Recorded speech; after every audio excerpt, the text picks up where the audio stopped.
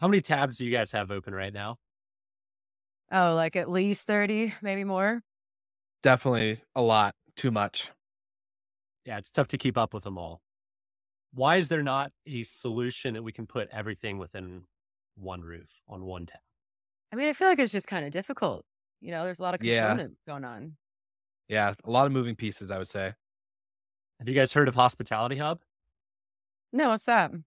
No. Thanks to our sponsor, TravelNet, you can now integrate the best solutions into Hospitality Hub, a single tool within the award-winning Track software. Optimize and integrate with Hospitality Hub, the most powerful platform for property management teams. Learn more with the link in our show notes.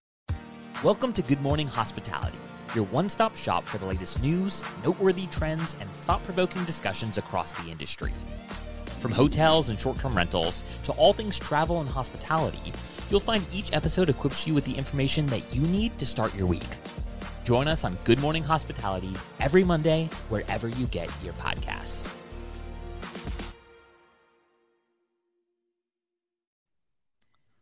Good morning. Good morning. Hello. How are we doing? Living the Fantastic. dream? Yeah. Yeah, I was going to say, look at us all wearing our brands and representing wherever we come from outside of the show. I love it. How's it in your case, Will? That too. How's your guys' weekend? Pretty good? Yeah, I've just been doing kind of like, big rebrand triage, kind of making sure that everything has gone well over the last week. So, it was, I tried to lay low. Yeah. I was going to say, congrats on the rebrand. Obviously, we're going to talk about it more today, but love it. It's a lot cleaner. Yeah, no more sexy sexting. Yeah, no more sexy sexting. I love it. How about you, Michael? How was the weekend? Same old. Saturday donuts with the boy. Took him to gymnastics for the first time. He loved it. Just running around like a wild man. Yeah. But, yeah, good weekends. And then this whole spring forward thing gets a lot of people, but I'm a morning person, so it's great. Get the day started off. Yeah. I totally forgot that happened last night. So I'm glad we all made it on time and didn't. It's too good. Well, some industry news happened. Well, maybe not just industry, worldwide news happened last week. But before we jump into that, we will cover at the end. Our main focus is to obviously highlight our amazing co-host and our special guest, Andreas King Giovannis, who will be joining us here in just a minute. But before we get going and start jumping into all the news, we want to give a awesome shout out to our friends at AirDNA who give us a special stat or fact of the week. And this week we have, what short-term rental markets are you seeing or are seeing the most demand this year? And it will be small cities, suburban, and mid-sized cities that have highest growth rates that are around 20% year over year. And that's just from January, so that's not counting February and, of course, March. Urban and mountain locations grew 15% year over year, lagging only slightly behind. And this includes cities like Scottsdale, Arizona, and then you have Las Vegas, Palo Alto, and Breckenridge, Colorado. So not too bad. Thank you, AirDNA, for the stat of the week. And for anyone who wants to get their own stats, you can use the link in our show notes and the code GMH20 to get 20% off. They only give 20% off to people they really like. So you're welcome. Nice segue, Will. Yeah. Outside of that, should we welcome Andreas in? Yeah, let's do it. Let's bring him on.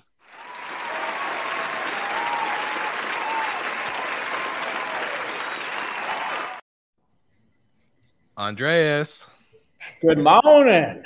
I was hoping for that suit jacket, man. Snazzy. I don't know if I've ever seen you that dressed up.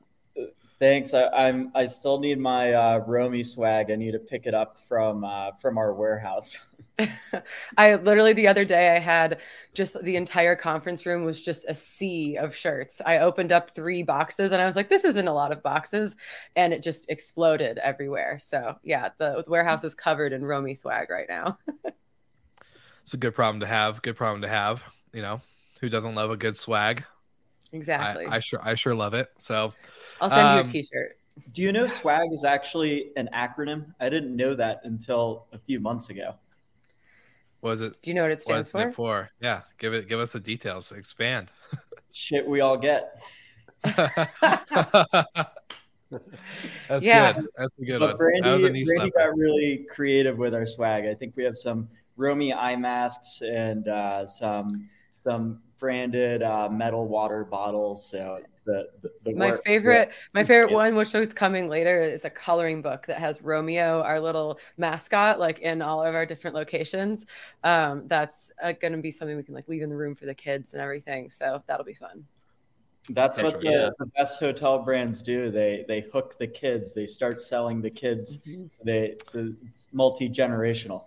Exactly. I love it. I love it. That's too smart. Well, it's exciting because this episode has actually been coming for a long time, but finally got it cranked out March 7th and announced the rebrand and the capital raise. So I'm curious from the both of you, what truly inspired the rebrand? Was it because you raised capital and felt like Sextant was kind of just like, old you, kind of like that, so 2020, or what was kind of like the big shift behind the rebrand for you guys? Yeah, I think Brandy and I have always seen eye to eye on this. When Sextant first started, I bought properties. And so I bought my very first one, and I wasn't really focused on building this consumer facing brand. It was more about real estate acquisition. And so Sextant, the original slogan was navigating the next generation of real estate. And of course, if you're one of 20 people on Nantucket, you know what a sextant is. So it's actually a pretty common name for search firms or professional services. If you Google it, you'll see it's pretty common. But for a consumer-facing name, it just wasn't the end goal. But we had a very specific focus on saying, let's build a business that actually works first. And then we're going to do all the fun stuff second and build the brand and build the marketing. I think a lot of startups do the inverse, where they build this great brand first, but they haven't really figured out the problem they're solving. That's really good. I like that. What about you, Brandy? What's your thoughts on switching from Sextant to Roami? Well, so all of that, and then also, just kind of having to deal with explaining to people, whether it's a vendor or a guest. So before you, especially with a guest, before you even get to selling the product or getting them into a room, you're like, no, it's like SEXTANT. Like you have to kind of like take them all the way through it. And you're like, it's not anything, illegal. It is a navigational tool. And, you kind of have all this friction before you actually get to talk about what we're actually selling. Also, all of our ads would get disapproved the first round. So that's like a minor thing. But like every time we'd launch an ad on Google or Facebook, I would just get like a flood of emails. So like, this is disapproved and you have to go in and change it. And so those are like the minor thing, but it's big when people immediately look at your name and all they see is sex. That's not what you want to have happened. Yeah, there are also kind of these idiosyncratic challenges we had, kind of like having social media ads needing additional approvals. I remember one time we actually had a compliance audit for our bank, and our banker asked, hey, just want to make sure that these aren't hourly rentals. And so at that point, that was early days. And that was when we really knew, okay, let's build a business and then yes, eventually change the name before we get too big. Yeah. And you want something that people can say. So if eventually the goal is to go be international, and we have a lot of international guests, you want something that a lot of people can kind of sound out, or, Sextant just had there was a lot of complicated sounds in there that, were difficult for our international audience. Yeah, it's the process to come up with a name. It's interesting. It's really more of a science than an art. I think most people think it's an art, but it's really kind of like, do I have the domain? Do I have the social handles? five letters, 2 syllables. That's kind of the gold standard. And then can you use it as a noun or a verb? Just like you would say, oh, I'm going to get an Uber, or I'm Ubering to the conference. We wanted something that had that same ease of use. Well, and that's especially important when you're taking on Airbnb straight on, like these TechCrunch articles are pointing out. For the people reading the press release that don't know who Roami/Sextant is, are you taking on Airbnb? Not yet. I think really we're disrupting hotels. We're disrupting traditional hospitality accommodations. We do that by offering a product that's 6 times larger than your typical hotel at half the price. So in that sense, sure, a better title would have been taking on the traditional hotel. Airbnb is not a hotel. It's a platform. It's an OTA. It's a marketplace. So TechCrunch didn't quite get that part right. And I didn't let it bother me too much, but I did read the headline and kind of do a facepalm, and I actually just didn't read the rest of the article. They still compare Vacasa and Sonder and all of that as well, even though they're publicly traded and all of their stuff is readily available. So yeah, it's still a learning curve in the short-term rental industry, the media side, understanding exactly the different verticals, but not with us. You're much more akin to Marriott than you are Airbnb. Sure. Yeah. I remember when Brandy and I would go on these pitches together, and this is, early 2017, 2018. And the concept of Airbnb was still very novel to landlords.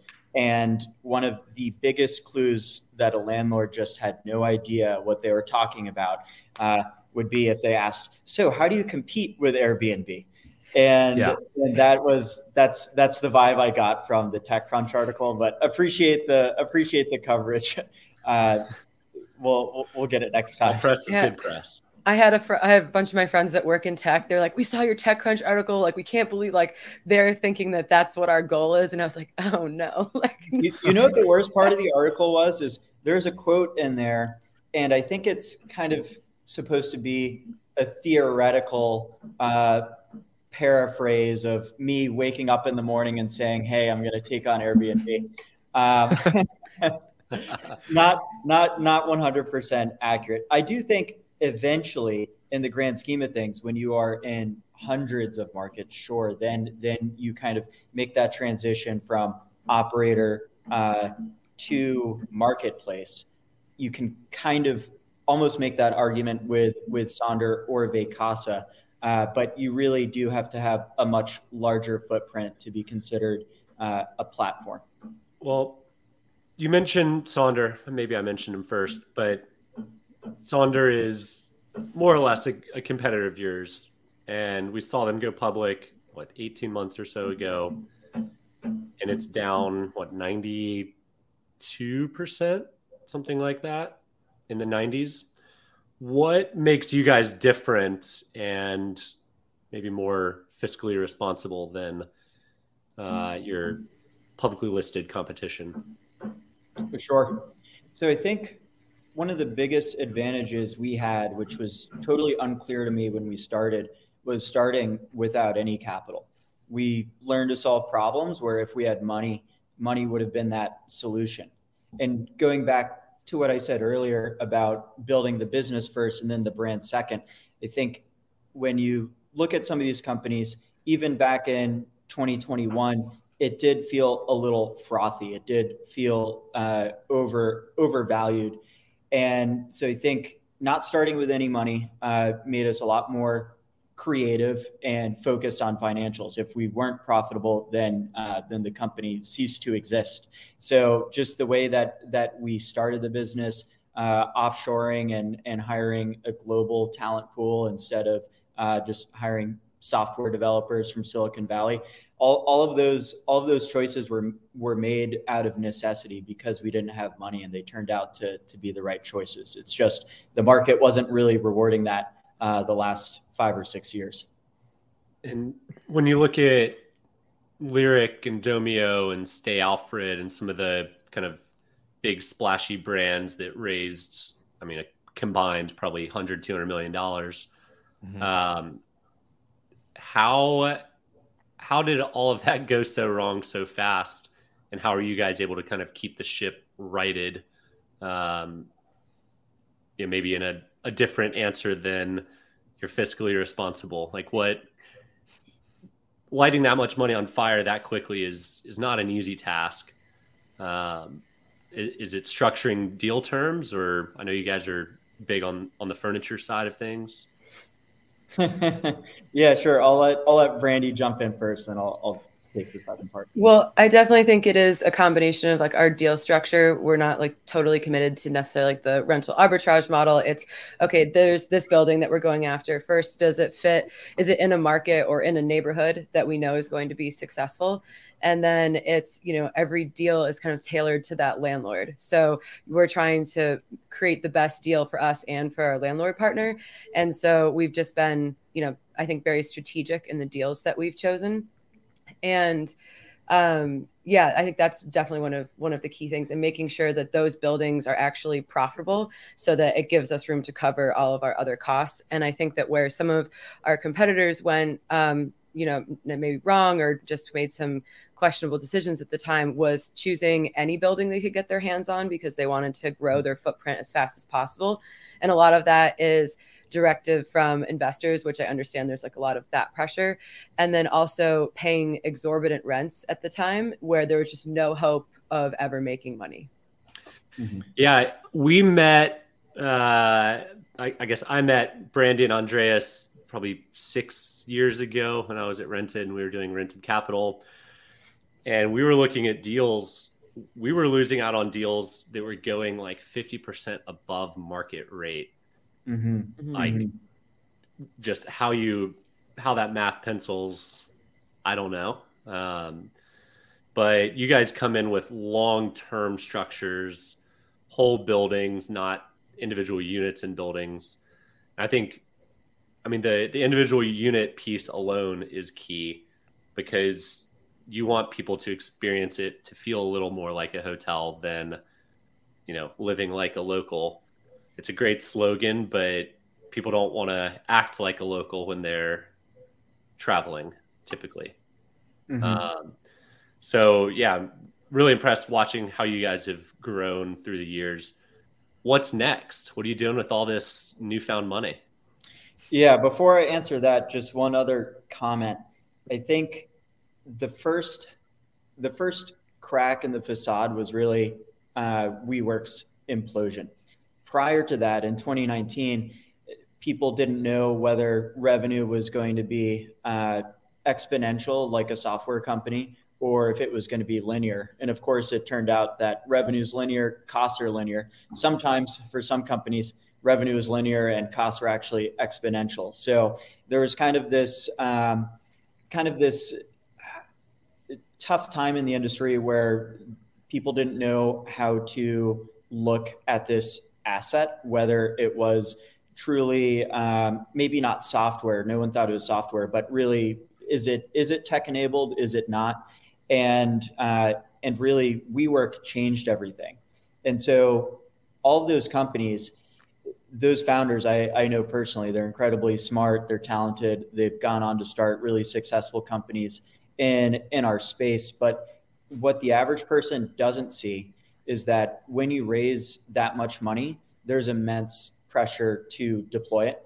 And if valuations are going up and valuations are based off of a multiple of revenue, at least back then they were, then that business model actually makes sense. And of course, some people made money, investors who sold their Series A shares at Series B or Series C, they made plenty of money. And some people in the company certainly took some chips off the table. So these people, it's not just, it's a little bit of a balance, whether to say how much of this was a result of your environment and a VC giving you money and telling you to scale as if you're Netflix versus your own decisions. And as you get to a later stage in the company, you actually do lose control depending on how many board seats you start with and what you negotiate at those funding rounds. But I would say it's a mix of both, but VCs certainly aren't scot-free of all the blame.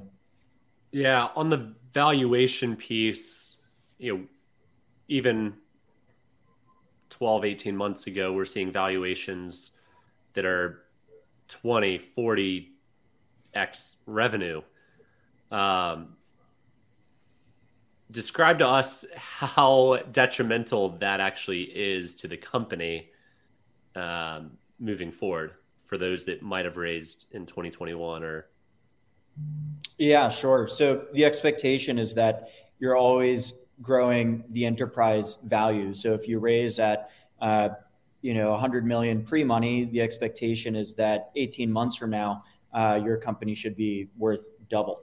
And so when you raise at such a high valuation, you end up with these flat rounds or even down rounds, which really hurt the growth. So there are obviously pros and cons to raising at a high valuation. But going back to Sonder, people thought they were kind of getting in at a great rate before the public at $10 a share, and now it's about $1. So it's really a mixed bag raising at such a high valuation.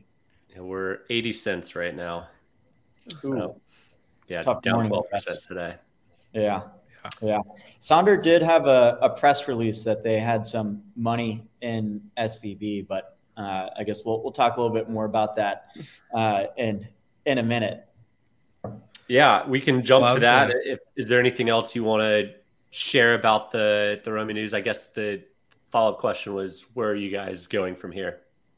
Right. So we're executing on the exact same strategy and vision we have really for the last 4 years, which is control the entire guest experience by operating full buildings. We have this focus on building density. So we only have a couple pins in the map, and that's really done by design. We don't want to get into 30 markets and have 20 or 30 units in each market. It's really been about building density. And with the rebrand, we're going to start doing some pretty interesting things. We're going to be rolling out what I think is a world first in the form of a market-wide amenity. So instead of having an amenity like a pool or a rooftop that's confined to one building, we actually want guests from different buildings to interact with each other and really build that human connection that Airbnb is lacking amongst guests. Yeah, and I think can you share more on that? Sure. Brandy, do you want to give a little glimpse? Sure. So some people might remember the Arc Up, the floating mansion. It was on Netflix, and we managed it for several months, and then someone bought it. So it also became famous for him trying to avoid taxes in Florida. But it's this big, beautiful floating mansion. And so we've purchased a smaller version that has a rooftop and a hot tub and a summer kitchen on the top. And the idea is to get a couple of these, and you create kind of like this little club or resort out in the bay. And so anyone staying in our Miami properties will be able to go. And it's kind of like, I guess, our version of a clubhouse or something like that, a little bit cooler, a little bit more Miami. And so the first one will be delivered this year, and we'll start testing the waters with our guests here. But it's going to be definitely a first. It's really exciting. It's very, very cool. And I think that's the fun thing about this brand that we couldn't do before is that there's just so much more room to play. And now that we have a solid business underneath us, we can do some of these fun things, which we've been putting off. And, for years, I've always been like, trying, when do we get to do all the fun things? I remember looking at Domio and Lyric and how amazing their branding was. And we finally have reached that moment where now we get to play a little bit. Who's driving this houseboat to New Orleans for the next stop? It goes very slow, so I don't know if it's making it to New Orleans. It is navigable, yeah. So it can propel itself. But the general idea is when you look at some of the best hotel brands, whether it's Soho House or the Standard or the W, part of the reason why people stay at these brands is because they're not only interacting with their own group that they came with, but they're also interacting with other people at that hotel, whether it's at, lobby bar or a restaurant or somewhere else. And so we thought Airbnb, Sonder, Vacasa, certainly, they all kind of lack that. Hotels have done a great job of that, but no one goes and books a Sonder and says, "Oh, I'm so excited to see what other guests are also staying at this Sonder."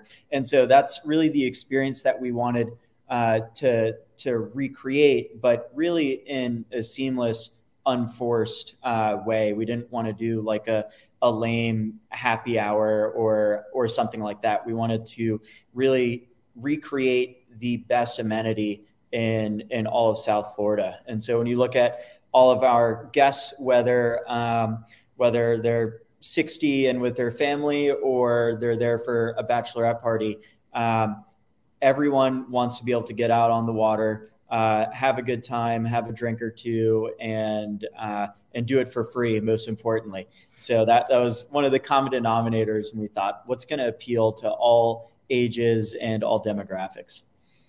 I love it. I can't wait to visit it. Coming soon. That's right. Yeah. Well, you mentioned SVB earlier, and I know how financial your mind works. Can you walk us through what happened? And then I think the story might have a semi-happy ending, but it's still very much playing out. Yeah, sure. So based on what I've looked at, 2021 was just kind of this absolute anomaly of a fundraising year. And SVB had all of these deposits because interest rates were low and money was effectively free. And they put about half of that capital in these long-term low yield instruments. So I think they're earning 1.5% interest. And then of course, 2022 comes along and interest rates are starting to creep up. Inflation is also creeping up. So they're effectively losing money on this investment, which I think was close to $100 billion or so. And they need liquidity because their customers are not raising as big rounds. The rounds aren't as frequent. And of course, these companies are all burning cash very, very quickly. So it looks like as soon as they announced that they were going to sell some of those bonds at a loss, that triggered a really fight or flight response. Yeah. And the executives had some sketchy moves throughout all of this, selling millions of dollars of shares just a couple weeks ago. They obviously saw this coming. Shares of SVB itself tanked like 60%, which kind of triggered this bank run. And you've got guys in chief roles over there who was the CFO at Lehman Brothers when it collapsed. So I don't know how employable your resume is if you've led two banks to utter destruction. I can't imagine that person's ever going to get a job again, but they probably will. Probably will. I can assure you, I will not be banking at that bank. Agreed. You also had Peter Thiel and a couple other people just telling all the companies that they invested in to immediately withdraw their cash. So you had like a very concentrated bank run also, like the kind of your lead investor telling this entire, ecosystem of companies to pull their money at one time, which also they got all their money though. Founders Fund got all their money out. So they didn't have to sweat it. So it's better to be first in a bank run than last. But the happy ending at the end of all of this, the government is funding non-taxpayer money to bail out or make all these deposits whole. So, I know lots of founders were extremely stressed from Thursday till Sunday, but according to the Fed, that money will be or the Treasury, that money will be in their account sometime today so they can make payroll. So this all happened really fast. There's fears of contagion. I think another bank was closed today or yesterday. Yeah. Signature Bank closed yesterday. Yeah. So do we think there's contagion? Should we all make sure our FDIC deposits are less than 250K? It's nice to be on the other side of this, because now we can go to landlords and banks and do a margin call and ask to see their proof of funds. It's not always you don't always get the opportunity as an operator to sit on that side of the table. But I haven't seen what the stock market is doing right now. But I think the Fed making all of the depositors whole, obviously not the bank itself, but the depositors whole, is probably the right call. Normally, I would say no government intervention, but I do think we just would have lost a wave of great startups that really didn't do anything wrong. And that's what I think makes America great and makes us competitive, is we're extremely innovative and iterative, and we certainly would want to see that continue. Yeah, someone had done the analysis, and it would have projected 120,000 job losses like this week by companies not making payroll. Mm-hmm. So, I mean, that's a big chunk of the tech industry. A lot of people are hurting right now with how much inflation's going on and all that. That'd be a big sting to lose that. And then, I mean, you have to imagine half of our vendors that are startups are also banking with SVB. I know 2 of my previous companies had accounts with SVB at some point. Glad this has come to a semi-happy resolution. Yeah. We're not out of the woods yet. Let's see what happens over the next 7 days if contagion spreads.